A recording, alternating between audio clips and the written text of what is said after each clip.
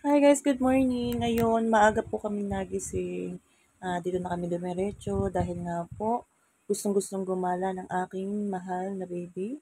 Napadpad kami din sa aming malapit din sa may lumian. Ayan. Kung makikita nyo, napakalinis at daming mga halaman. Napaka-fresh po dito. Ayan, ito pa nga presyo ng mga lomi nila. Ayan, kung makikita nyo po. Murang-mura na at masarap din.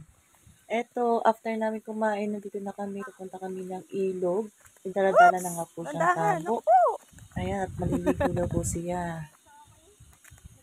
Dahil po bakasyon ngayon, pagbigye ang kanyang Dine, hilig. balik ka. Ay kung saan Here. gusto, ay gustong galang-gala lagi kahit saan mapadpad. Ayan, so kung makikita Layo nyo, naman. ayun, dun pa po ang ilog sa malayo na yun. Ayan, ang aking anak ko ay hindi sanay sa mga ganitong kabukiran pero nasanay na rin dahil Diretso. ito ang hilig Yan, ng yan. kanyang ina na puntahan. Ayan, malayo pa. Okay, at dahil nga nandito na kami sa ilog na pagliliguan, ariho ay labahan, pwede ka naman dining umigib ng tubig. Ayan, kung pababa na siya, sobrang excited laang.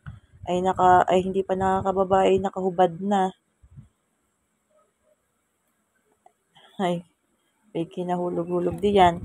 Ngayon, yung nakarating na nga siya din tuwan-tuwa sa tubig. Ito po ay pwedeng inumin, yung bukal na iyan.